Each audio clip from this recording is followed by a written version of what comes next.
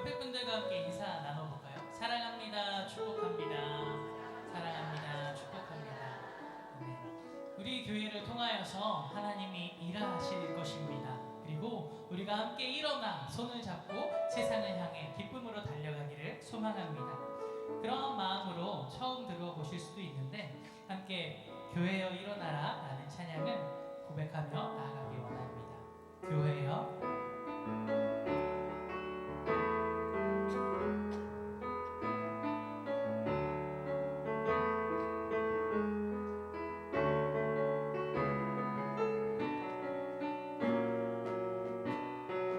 함께 처음부터 고백할까요? 교회여 일어나라. 교회여 일어나라. 주께서 부르시니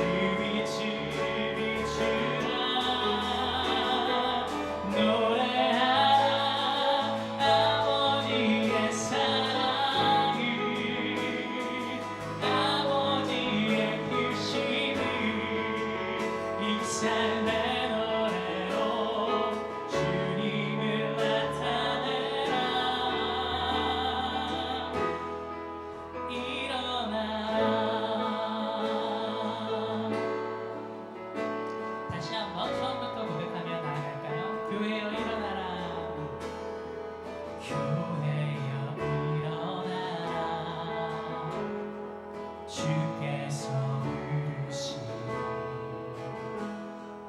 두려움과 집에 내려놓고 교회여 일어나 교회여 일어나 주께서 보내신 우리 부르신 삶의 자리에서 교회가 되어 주의 능력을 드러내기 원합니다. 우린 세상에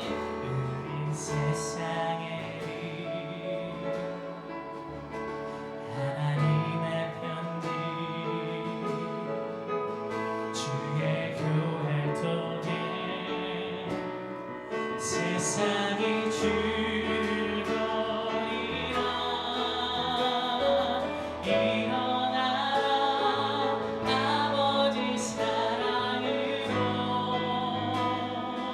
아버지 능력으로 서로 하나 되어 그 빛을 비추라 노래하라 아버지의 사랑을 아버지의 크심을 이 삶의 노래로 주님을 나타내라 마지막으로 일어나라 아버지 사랑으로 아버지 능력으로 서로 하나 되어 그 빛을 비추라 노래하라 아버지의 사랑을 아버지의 크심을 이 삶의 노래로 주님을 나타내라 일어나라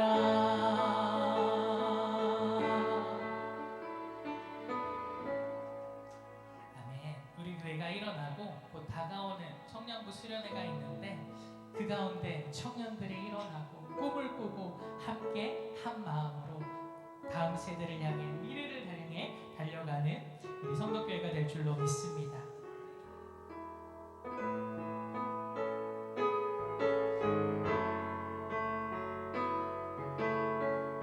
민족의 곳곳마다 주의 계절이 사랑이 심어질 줄 믿습니다.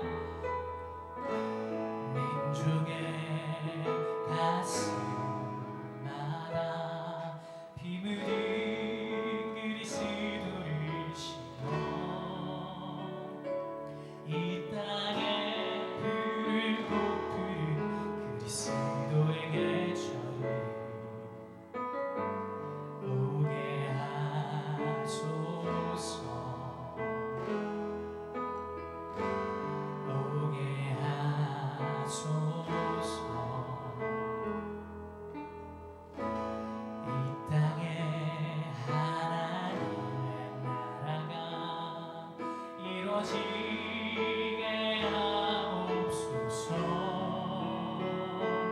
모든 사람의 마음과 교회와 가정에도 하나님 나라가 임하게 하여 주소서 주의 청년들이 예수의 꿈을 꾸고 인류 구원의 환상을 보게 하소서 한 손에 복음 들고 한 손에 사랑을 들고 온 땅 구석구석 누비는 나라 주의 청년들이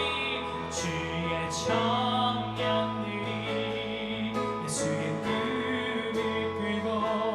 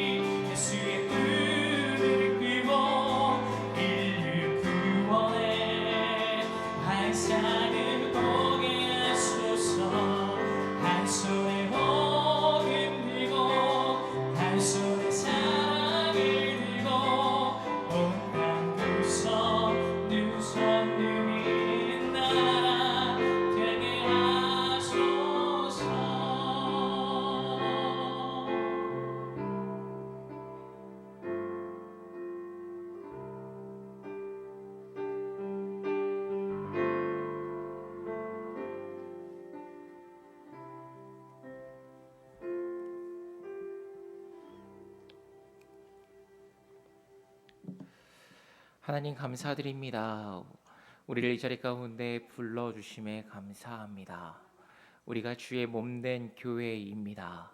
우리가 오늘 고백했던 것처럼 하나님 다시금 몸된 교회가 다시 한번 주 안에서 일어나는 시간 되어지게 하시고, 하나님 우리 안에 주님 바라보지 못했던 부분들이 있다면 다시 한번 오늘 이 예배를 통하여 새롭게 되어지는 시간 되어지게 하여 주옵소서.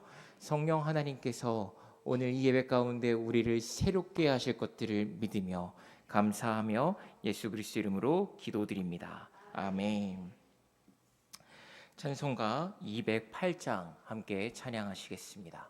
찬송가 208장입니다.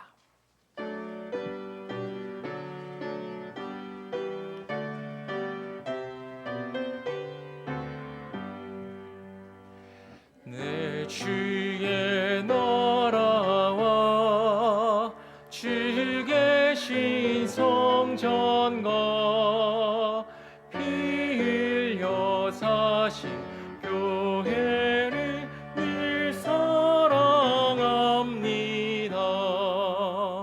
내 주의 교회는 전성과 같아서 눈동자같이 아끼사 늘 하시네. 이 교회 위하여 눈물과 기도로 내 생명 나기까지 늘 봉사합니다. 성도의 교제와 교회의 위로와 구주와 맺은 언약을 늘 기뻐합니다.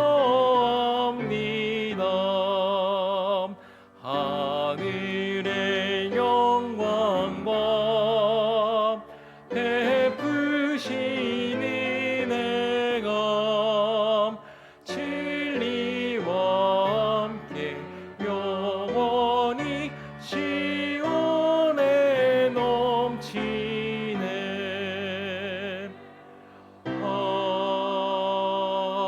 아멘. 이 시간 기도하실 때 우리를 대표해서 김은수 권사님께서 기도해 주시겠습니다.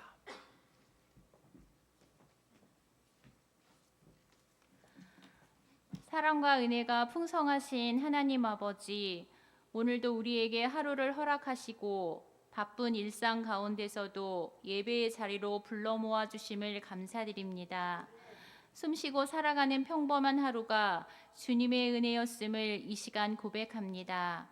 우리의 마음을 주님 앞으로 모아주시고 예배의 자리가 참된 쉼과 회복의 시간이 되게 하여 주시옵소서. 주님께서는 우리에게 세상에서 최고가 되라 하신 적도, 세상의 많은 것을 소유하라 말씀하신 적도 없는데, 우리는 여전히 세상에서 가지지 못한 것, 이루지 못한 것들로 인해 힘겨워하며 살아갑니다. 그 힘든 순간들 속에서도 주님을 바라보지 못하고 세상의 것들을 움켜쥐고 있는 저희들을 불쌍히 여겨주시고, 세상의 헛된 욕심과 집착은 비우게 하시며 오직 주님의 사랑으로 우리의 마음을 가득 채워 주시옵소서. 그리하여 우리의 마음이 세상이 줄 수 없는 참된 풍성함으로 채워지게 하여 주시옵소서. 나보다 나를 더 잘 아시는 주님, 우리가 차마 말로 다하지 못한 기도와 스스로도 기억하지 못했던 간구까지 들으시는 주님을 이 시간 바라봅니다. 이 시간이 우리의 필요만을 아뢰는 시간이기 전에 우리의 뜻보다 주님의 뜻을 다시 붙드는 은혜의 시간이 되기를 간절히 소망합니다.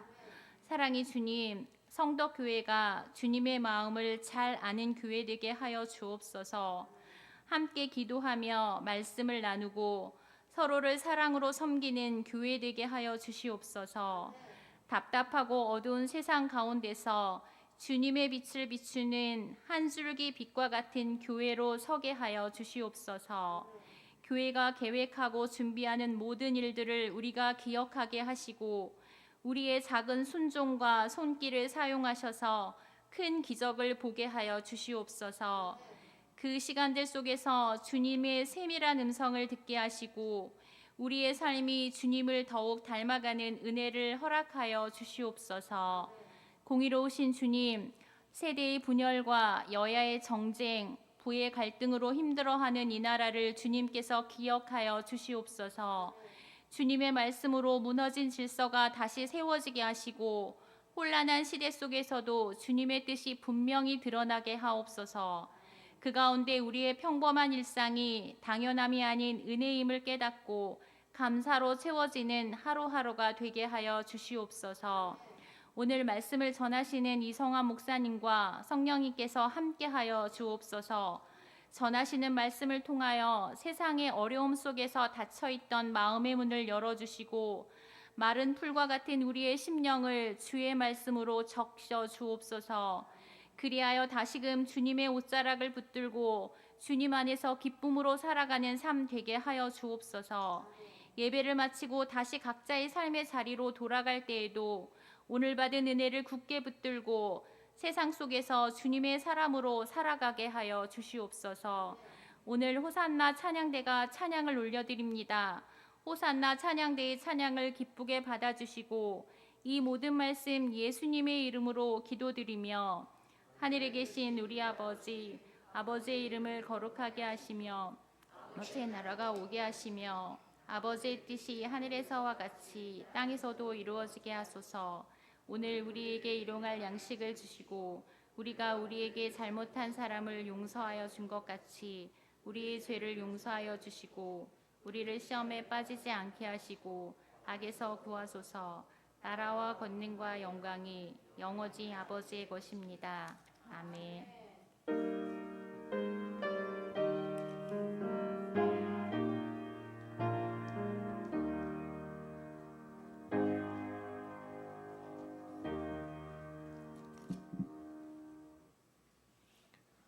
오늘 하나님이 우리에게 주시는 말씀은 요한복음 2장 13절에서 22절 말씀입니다.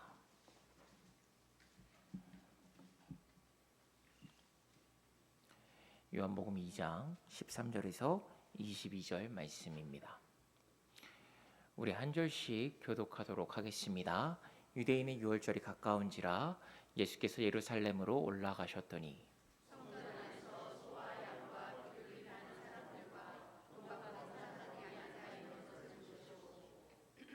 노끈으로 채찍을 만드사 양이나 소를 다 성전에서 내쫓으시고 돈 바꾸는 사람들의 돈을 쏟으시며 상을 엎으시고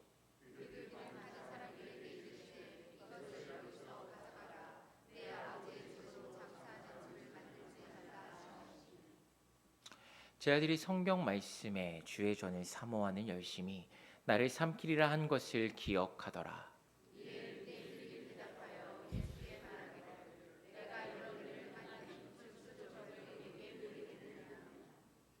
예수께서 대답하여 이르시되 너희가 이 성전을 헐라 내가 사흘 동안에 일으키리라.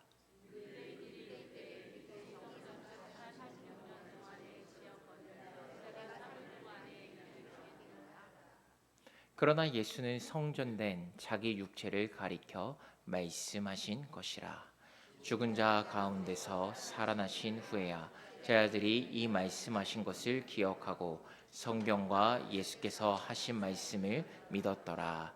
아멘. 호산나 찬양대의 찬양이 있겠습니다.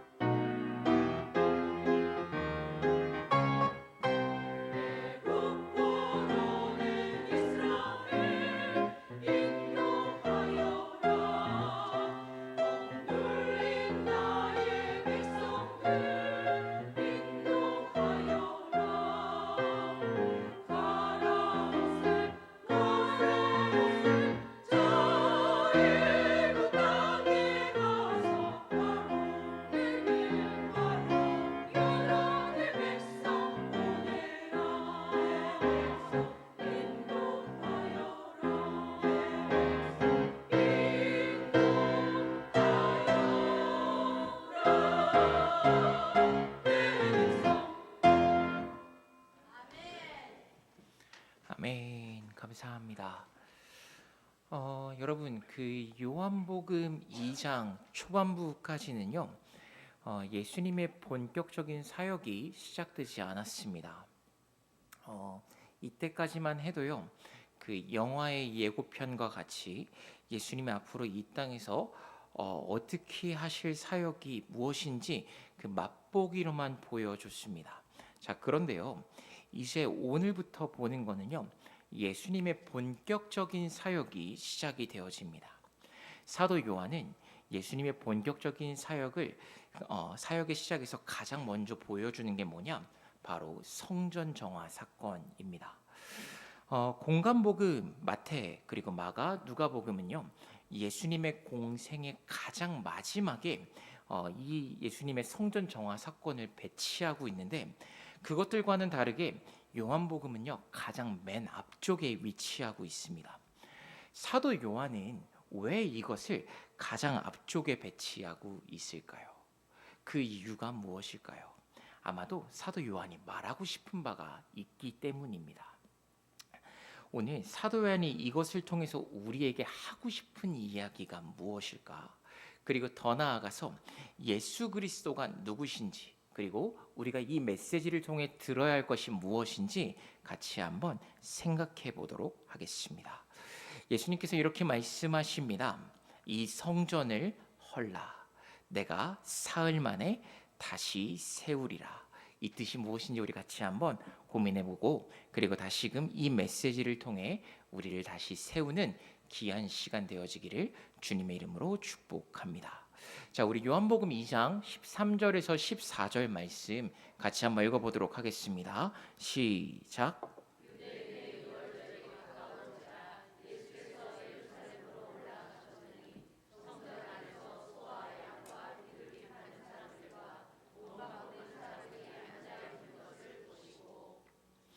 아멘. 자, 오늘 이 13절에서 14절에서 우리가 생각해 봐야 될 것이 두 가지가 있습니다. 첫 번째는요, 유월절입니다. 그리고 두 번째는 그 성전 안에서 물건을 파는 행위입니다. 먼저 유월절부터 한번 좀 보도록 하겠습니다. 유월절을요, 영어로 하면은 패스오버이라고 합니다. 넘어가다라는 뜻을 가지고 있습니다. 하나님께서요, 이스라엘 사람들이 출애굽할 때 애굽의 마지막으로 내리신 재앙이 장자의 죽음이었죠. 근데 이때 문설주의 양의 피가 발려 있는 집은 이 재앙을 피할 수가 있었습니다. 재앙을 피했다, 재앙을 넘어갔다라고 해서 유월절이라고 부릅니다. 그리고 유월절에 먹는 음식들이 있죠. 무교병이랑 쓴나물 양고기를 먹습니다. 이 음식에 각각 의미가 있거든요. 먼저 무교병은 누룩이 없는 빵을 말합니다. 왜 무교병을 먹으라고 했을까? 급히 떠나야 했기 때문입니다. 하나님의 이스라엘을 향한 그 급한 구원, 그것을 상징하는 것이 바로 이 무교병입니다.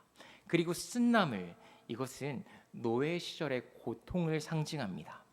이스라엘 사람들이 애굽 땅에서 살면서 받았던 그 고통, 이것을 상징하는 거죠. 그리고 마지막으로 양고기, 이것은 희생 제물이죠. 이 양의 피로 하나님의 구원을 받았다라는 것을 상징합니다. 그래서요, 이스라엘 사람들은 매년 이 유월절을 지키면서 자신들이 애굽에서 고난을 받았다라는 거, 그리고 이 고난에서 하나님이 자신들을 구원하셨다는 것을 기억하기 위해서 하나님께서 이 절기를 지키라고 명하십니다. 그리고 이것을 이들만 간직하고 끝나는 것이 아니라 자녀들에게도 이 하나님의 구원의 은혜를 베풀라고 명하십니다. 출애굽기 12장 26절 27절 우리 같이 한번 읽어볼까요? 26절 띄워주세요. 네, 26절 띄워주시면 감사하겠습니다. 네, 같이 읽어보시죠. 시작.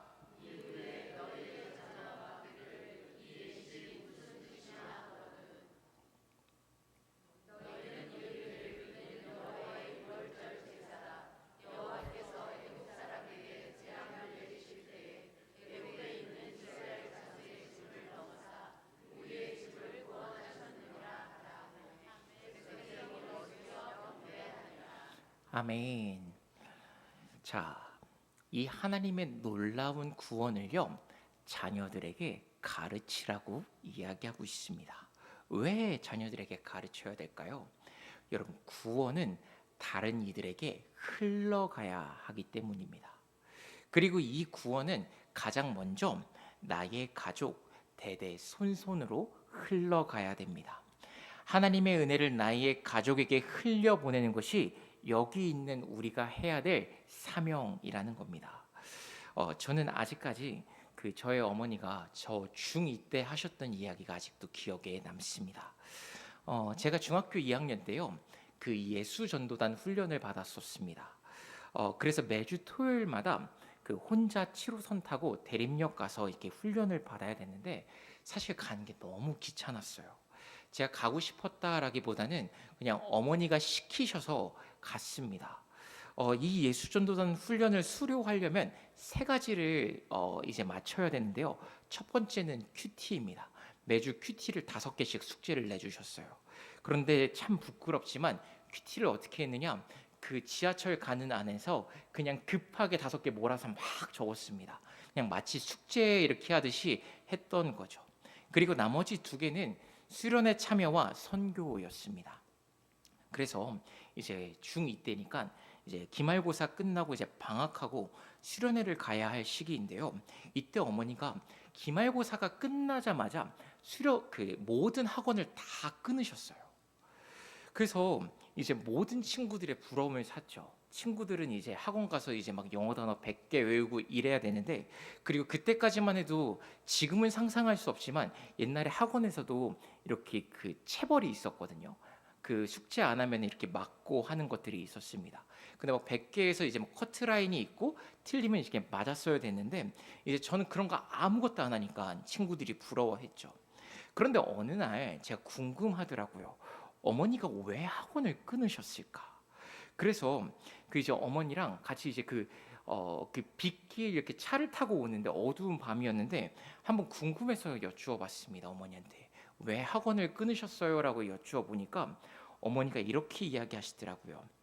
너가 수련회랑 선교에 집중했으면 좋겠어서 끊으셨다고 그렇게 이야기하시더라고요.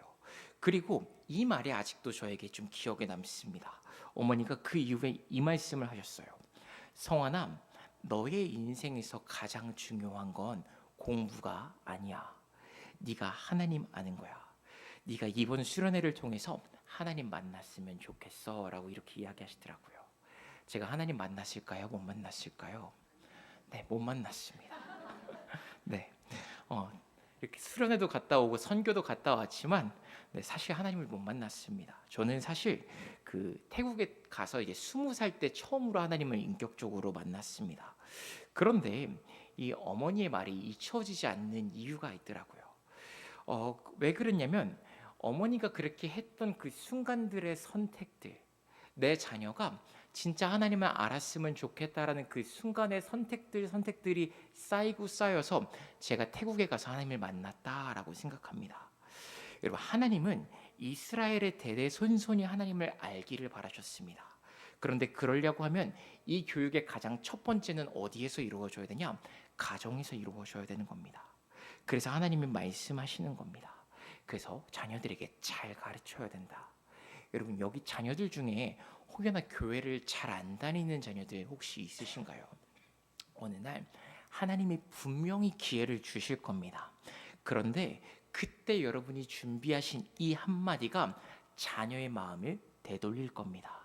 그래서 하나님의 때가 있기 때문에 우리는 잘 준비하고 잘 행동해야 된다라는 거죠. 그리고 또 자녀들에게 이렇게 가르치라고 하는 또 다른 이유는 아이를 가지고 있는 부모들이 계속해서 현재를 잘 살아가라고 다짐하라는 겁니다. 그래서 부모들도 이 가르치는 이 순간을 통해서 다시금 나도 하나님 안에서 잘 살아야겠구나라고 결단하라는 것이죠. 자, 그리고 다음으로 생각해 봐야 될 게 뭐냐? 성전 안에서 소와 양과 비둘기를 파는 사람들입니다. 여러분, 성전 안에서 이렇게 물건을 파는 거, 그 제사 제물을 파는 행위가 언제부터 시작이 되었을까요? 아마도 이것은 바벨론 포로기 이후부터 시작이 되었을 겁니다. 포로에서 돌아온 유대교회는 큰 변화가 생겼어요. 이때부터 이들은요, 회당 중심에서 신앙생활을 시작했습니다. 특히 하나님의 말씀을 더욱더 잘 지키자. 왜냐? 자신들이 포로가 된 이유는 자신들이 율법을 어겼기 때문이다라고 하면서 율법 중심의 신앙을 강화했어요. 이러한 열심은 너무나 좋은데 이것이 약간 방향이 잘못 흘러갑니다. 제사와 정결 규정이 더 엄격해졌고 제사 때 제물을 드려야 되는데 이 제물이 흠이 없는 제물이어야 됐습니다. 그러니까 사람들이 아무 제물이나 살 수 있는 게 아니었습니다. 자연스럽게 이러면서 흠이 없는 제물에 대한 수요가 늘어났고 장사하는 사람들은 당연히 어디에서 장사를 했을까요? 성전 근처에서 장사를 하기 시작했을 거예요. 그리고 처음에는 이게 성전 근처였다가 시간이 지나면서 성전 안으로 들어가기 시작한 거죠. 거기다가 모든 유대인들이 예루살렘에만 살았던 것이 아니잖아요. 디아스포라 유대인들도 있었습니다. 이 유대인들은 수백 킬로미터를 이동해야 됐기 때문에 소와 양을 직접 끌고 온다는 건 현실적으로 말이 안 됐습니다. 그리고 더욱더 문제가 된 게 뭐였냐? 이스라엘에는요, 두 종류의 돈이 있었습니다. 하나는 두로 화폐, 그리고 다른 건 로마 화폐인데 두로 화폐는 성전에서만 사용하는 거였고 바깥에서는 로마 화폐만 사용했습니다. 그러니까 환전이 필요했겠죠. 자, 그런데 이것들이 어디에서 가능했냐? 성전에서 가능했다라는 겁니다. 그래서 아마 종교 지도자들이 이를 허용했고 그래서 성전 안에서 물건을 파는 행위들이 이루어졌을 거고, 그리고 디아스포라 유대인들에게는 편안한 여행과 예배를 잘 드릴 수 있다는 이 두 가지 일석이조를 다 이룰 수 있었기 때문에 이 행위들이 이루어졌을 겁니다. 그런데 이것이 부패하기 시작했다라는 거죠. 자, 예수님이 예루살렘에 올라오십니다. 올라오시자마자 어디를 가시냐? 성전을 가십니다. 예수님이 성전에 가시자마자 한 행동이 나오죠. 15절 16절 우리 같이 한번 읽어보도록 하겠습니다. 시작.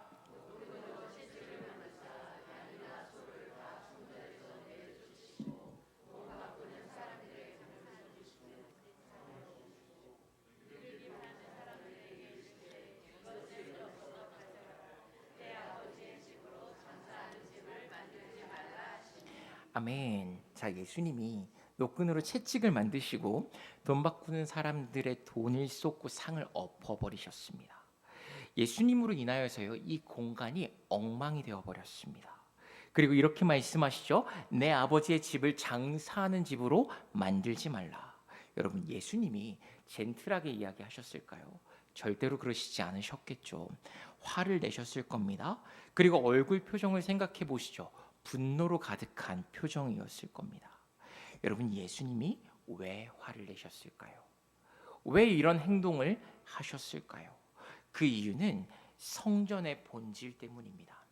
여러분, 성전이라는 곳은 하나님과 하나님의 백성이 만나는 공간입니다.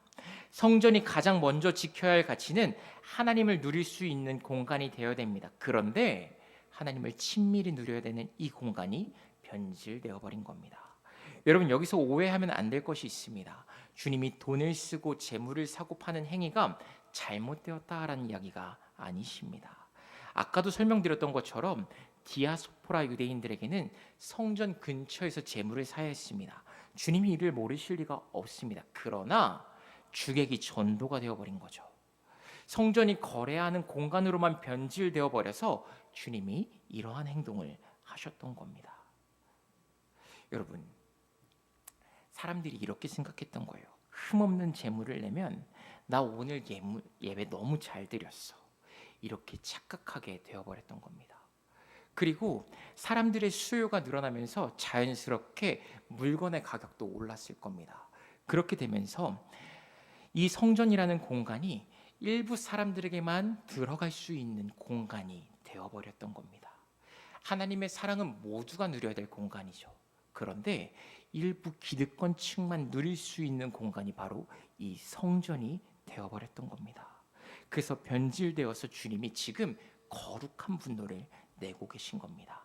우리 17절 같이 한번 읽어보실까요? 같이 읽어보시죠. 시작. 제자들이 성경 말씀에 주의 전을 사모하는 열심이 나를 삼키리라 한 것을 기억하더라. 아멘. 자, 17절은요 시편 69편 9절을 인용한 건데 이것도 한번 보여주실까요? 같이 읽어보시죠. 시작. 주의 집을 이하는 열성이 나를 삼키고 주를 비방하는 비방이 내게 미쳤나이다. 예수님은 하나님의 영광이 가려지는 것을 견디지 못하셨던 겁니다. 주님이 가장 마음 아파하는 것은 하나님의 영광이 가리워지는 거였습니다. 그리고 주님이 이 땅에 오신 이유도 하나님의 영광을 회복하기 위해서였습니다. 하나님의 영광을 회복하기 위해서 주님이 하셔야 될 건 뭐였냐? 기득권층과의 충돌이었습니다. 그래서 주님은 종교 지도자들과 충돌이 일어날 걸 아셨음에도 불구하고 이 행동을 하셨습니다. 여러분, 우리를 개신교라고 하죠. 개신교의 의미는 우리는 계속해서 개혁되어야 한다라는 의미에서 이 이름을 붙인 겁니다. 여러분, 과연 우리는 우리 자신을 매번 개혁하고 있을까요? 김영표라는 목사님이 계십니다. 이분이 누구냐? 우리에게 소원이 하나 있네라는 찬양을 만드신 분입니다. 이 찬양의 후렴 부분에 보면은 이런 가사가 나옵니다. 교회를 교회되게, 예배를 예배되게 우리를 사용하소서. 진정한 부흥의 날 오늘 임하도록 우리를 사용하소서. 제가 이분이 찬양을 쓰신 그 배경에 대해서 인터뷰하신 내용이 있어서 한번 보니까 이분이 교회를 사랑하는 마음이 있었고 특별히 한국 교회를 사랑하는 마음이 있어서 그 마음을 가지고 혼자 예배를 드리셨대요. 그런데 혼자 예배를 드리는 가운데 자연스럽게 흘러나왔던 찬양이 이 찬양이었대요. 여러분, 우리도 잘 생각해 봐야 됩니다. 우리는 건강한 교회일까? 우리 성덕교회는 건강한 교회일까? 우리 안에 지금 부패되고 상처 났는데도 불구하고 방치되어 있는 곳은 없을까? 더 나아가서 본질을 흐려버리게 만드는 무언가는 없을까? 이것을 고민해 봐야 됩니다. 교회를 사랑하는 사람들이 해야 될 고민입니다. 여러분, 예수님의 행동은요 무엇을 파괴하려고 하셨던 행동이 아니었습니다. 회복하기 위해서 뒤엎으셨던 거였습니다. 그리고 예수님의 행동은 단순한 분노가 아니라 하나님을 향한 열심이셨습니다. 이 성전 정화 사건은 예배를 바로 세우기 위한 자신을 상처 입은 길로 자신에서 들어간 한 사람의 이야기였습니다. 자, 여러분, 예수님의 이러한 행동에 유대인들이 이제 이렇게 이야기합니다. 우리 18절 한번 볼까요? 같이 읽어보시죠. 시작.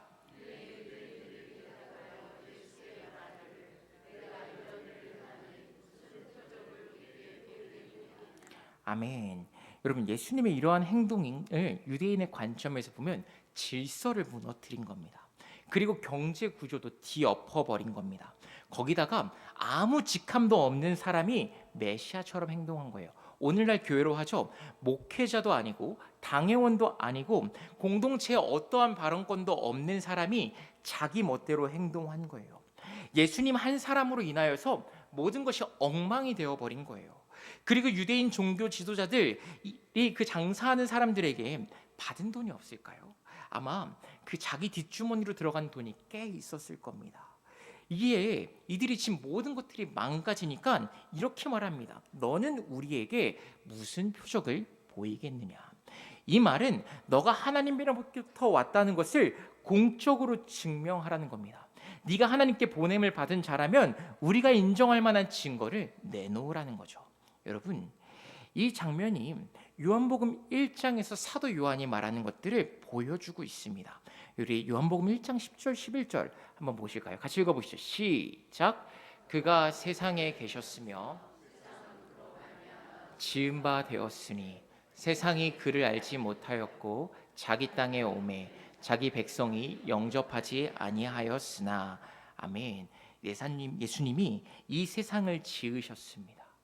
그런데 이 세상을 지은 그분이 이 땅에 오셨는데 이 세상이 그를 알지 못합니다. 더 나아가서 자기 백성이 즉 하나님을 믿는다는 그 사람들이 영접하지 않고 있습니다. 여러분, 유대인 종교 지도자들, 이들은 하나님의 집을 지키는 사람들이죠. 그 누구보다 메시아에 대해서 연구했고, 그리고 그 누구보다 메시아에 대해서 잘 아는 사람들이 하나님의 아들이 눈앞에 있는데 증명서를 요구하고 있는 겁니다. 표적을 구하고 있습니다. 그 어떠한 것보다 가장 큰 표적이 눈앞에 있는데도 불구하고 그들은 자기 기준에 맞는 표적만 찾고 있는 굉장히 아이러니한 상황이 벌어지고 있는 겁니다. 하나님의 백성이 하나님을 부인하고 있습니다. 여러분, 그래서 예수님이 이렇게 답하십니다. 19절입니다. 시작. 예수님께서 대답하여 이르시되 너희가 이 성전을 헐라 내가 사흘 동안에 일으키리라. 아멘. 성전을 헐어라. 그럼 내가 이 성전을 사흘 3일 만에 다시 일으키겠다. 여러분, 유대인들은 이 성전을 건물로만 생각하고 있었습니다. 그래서 이 건물이 짓는데 46년이 걸렸는데 너가 사흘 만에 다시 세운다는 것이 말이 되느냐라고 반문했습니다. 자, 그런데요, 주님은요 이미 이 성전에 대한 개념을 구약에서부터 바꿔 놓으셨습니다.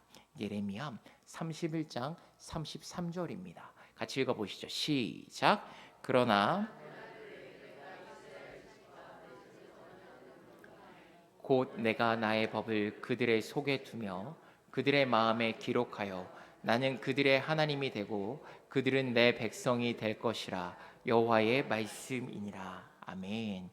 여러분, 예레미야서는 여러분도 아시다시피 바벨론 포로에 잡혀가는 이스라엘 사람들을 배경으로 하고 있습니다. 하나님은요 이미 이때부터 새로운 성전을 지을 계획을 세우고 계셨습니다.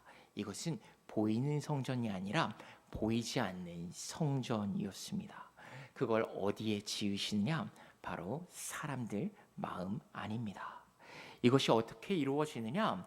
예수 그리스도의 십자가의 죽으심을 통해 이루어집니다. 예수 그리스도께서 십자가에 죽으시고 하늘로 승천하시죠. 그리고 예수 그리스도를 구주로 영접하는 자들에게 주어지는 선물이 있습니다. 그게 뭐냐? 바로 성령입니다.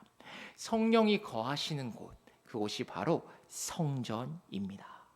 그래서 여러분, 교회는 건물이 아니라 하나님이 거하시는 곳입니다. 그래서 우리 몸이 성전이라는 겁니다. 예수 그리스도를 믿는 우리 자체가 성전 그 자체라는 겁니다.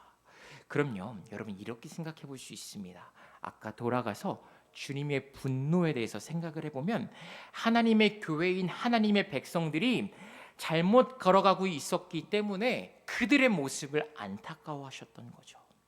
여러분, 하나님이 이스라엘에게 율법을 주셨어요. 근데 이 율법을 통해 증명한 게 딱 한 가지 있습니다. 뭐냐? 인간은 율법을 지킬 능력이 없다라는 겁니다. 그래서 하나님이 새 언약을 주시고 방법을 바꾸시죠. 사람들이 율법을 지킬 수 있도록 성령을 주신 겁니다. 그래서 성령이 계속해서 우리가 하나님의 뜻대로 살아갈 수 있도록 도우십니다. 여러분, 우리는 계속해서 개혁되고 있을까요? 하나님이 기뻐하시는 교회로 살아가고 있을까요? 내가 하나님의 교회인데 하나님이 기뻐하시는 성전으로 내가 지금 하루하루를 살아가고 있는지를 다시금 돌아볼 필요가 있습니다. 여러분, 말씀을 마무리하겠습니다. 이 성전을 헐라 내가 사흘 만에 일으키리라.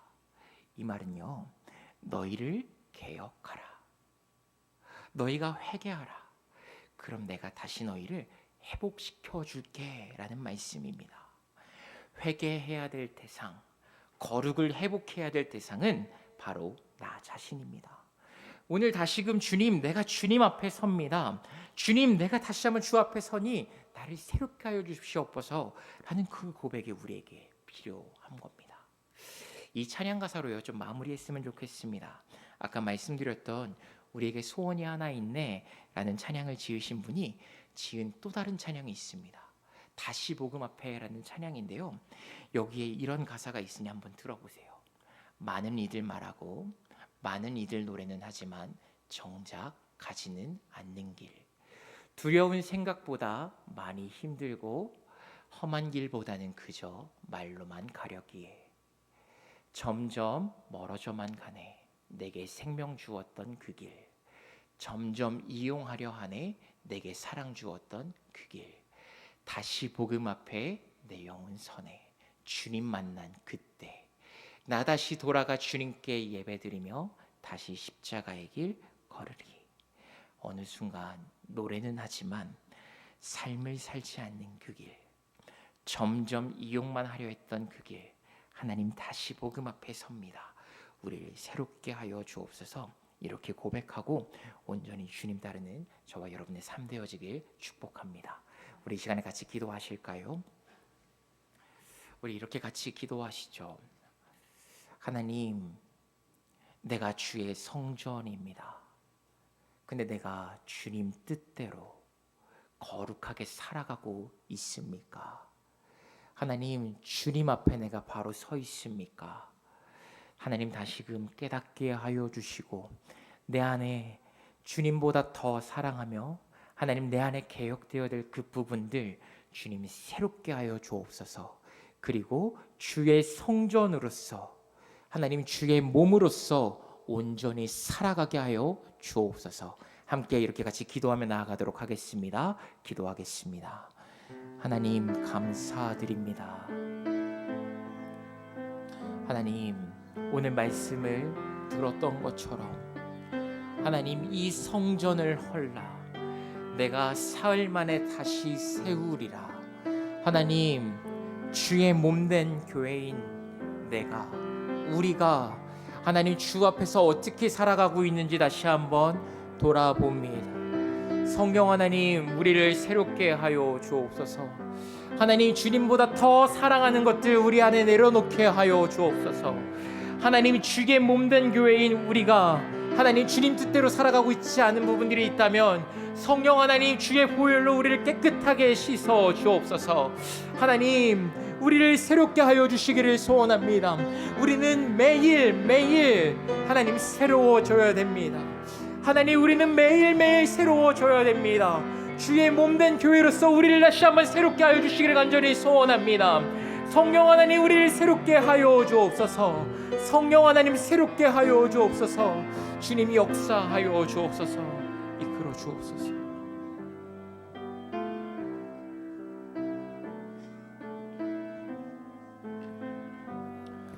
우리 시간 한 번 더 같이 기도하기를 원합니다. 또 돌아오는 토요일부터 청년부 수련회가 진행되는데 이 청년부 수련회 가운데 하나님의 놀라운 은혜와 역사가 임하는 시간이 되도록 우리 청년들 예수님 만나고 삶이 새로워지는 시간이 될 수 있도록 함께 기도해 주시고, 또 2월 8일부터 진행되는 4인 4색 부흥회 가운데 우리의 심령이 회복되며 주님의 놀라운 위로가 우리의 심령 가운데 임할 수 있도록 준비된 모든 과정 가운데 함께 해달라고, 또 우리 주변에 있는 또 우리 교우들 아픈 환우들을 주님 기억하여 주시고 이 시간 예배 가운데 치유받는 은혜를 허락해 달라고, 또 남은 우리의 3일의 삶을 주님 붙잡아 달라고, 이 시간 우리 4가지의 기도 제목을 붙잡고 우리 함께 기도하도록 하겠습니다. 할렐루야. 주님 감사합니다. 하나님, 이 땅의 청년들 살아가기가 매우 고단하며 꿈이 없고 비전이 없이 살아가는 청년들이 너무나 많이 있습니다.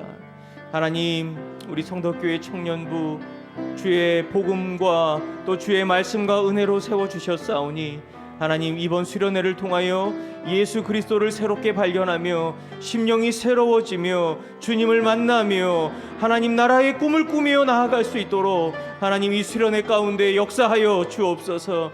우리 청년들 이 수련회 참석할 수 있도록 환경과 상황을 주장하여 주시고 하나님 갈망하게 하시며 기대하게 하시며 기도로 이 수련회를 잘 준비할 수 있도록 하나님 이끌어 주옵소서. 세워진 강사 또 말씀을 전하는 목사님 성령 충만하게 하여 주시고 진행되는 모든 순서마다 성령 하나님 함께하여 주옵소서.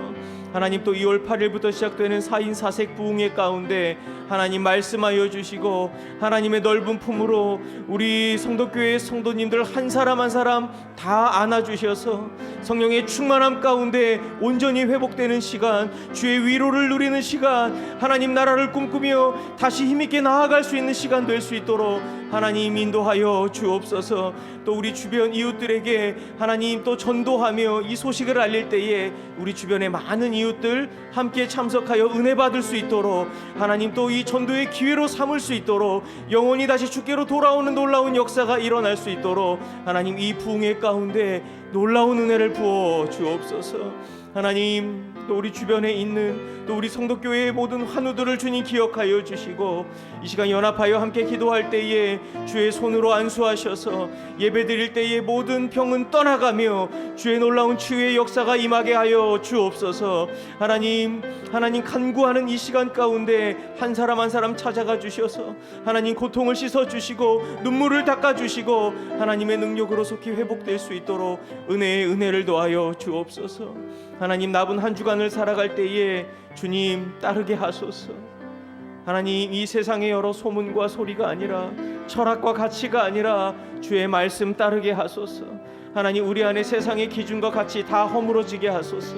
다시 우리의 영혼을 일으키시고 우리의 삶을 일으키시고 주의 말씀의 능력으로 우리를 세워주셔서 새롭게 하여 주셔서 남은 한 주도 주님 따라가는 제자의 삶으로, 자녀의 삶으로 온전히 나아가게 하여 주옵소서.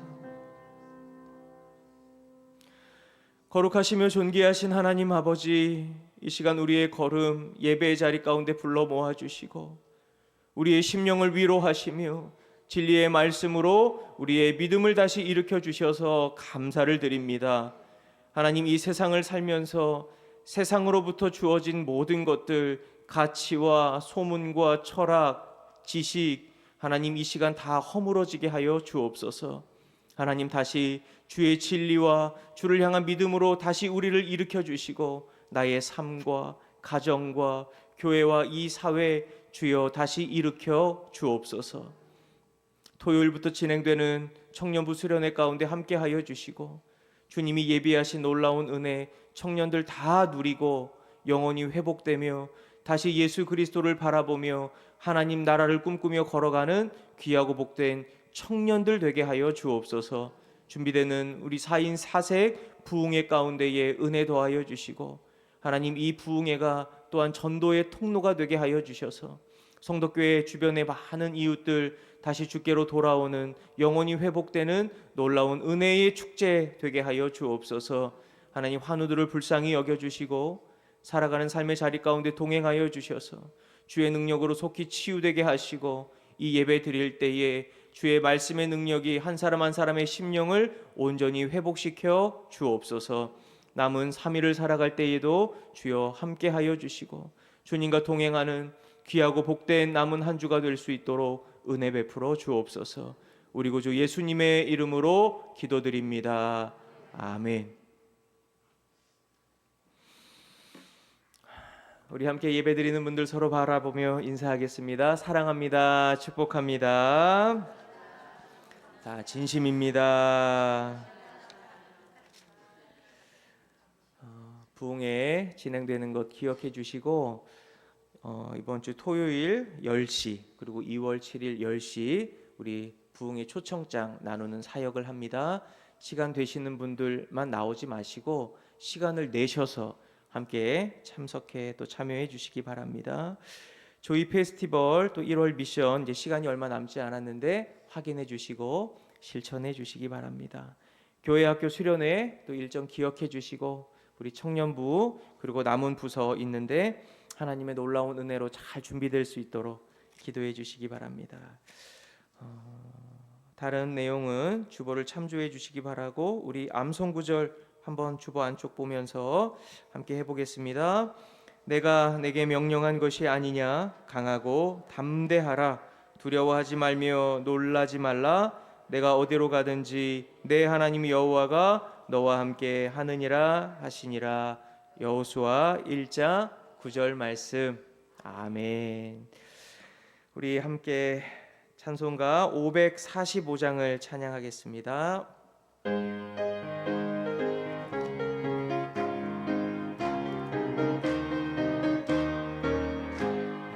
이 눈에 아무 증거 아니 배어도 믿음만을 가지고 선을 걸으며 이 귀에 아무 소리 아니 들려도 하나님의 약속 위에 서리라. 걸어가세 믿음 위에 서서 나가세 나가세 의심 버리고 걸어가세 믿음 위에 서서 눈과 귀에 아무 증거 없어도 보기에는 어떠하든지 이미 얻은 증거대로를 믿으며 이 맘에 의심 없이 살아갈 때에 우리 소원 주 안에서 이루리. 걸어가세 믿음 위에 서서 나가세 나가세 의심 버리고 걸어가세 믿음 위에 서서 눈과 귀에 아무 증거 없어도 주님의 거룩함을 두고 맹세하. 주 하나님 아버지는 참 이쁘다. 그 귀한 모든 약속 믿는 자에게 능치 못할 무슨 일이 있을까.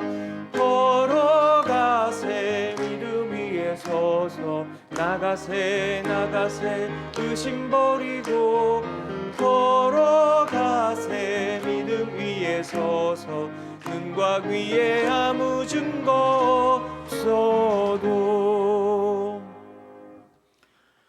우리 주 예수 그리스도의 은혜와 우리 하나님의 다함없는 사랑하심과 성령님의 세밀한 인도하심이 주님 앞에 나와 아름답게 예배드리며 말씀을 받고 나의 삶과 가정과 교회와 이 나라를 일으키시는 주님만 온전히 바라보며 신뢰하며 살아가기를 소원하고 다짐하는 이곳에 모인 주님의 자녀 한 사람 한 사람 머리 위에와 우리의 가정과 사업과 직장과 일터 위에와 우리 성도교회와 또 주변의 이웃들과 나라와 세계 열방 가운데 이제로부터 영원까지 함께 하시기를 간절히 축원하옵나이다. 아멘.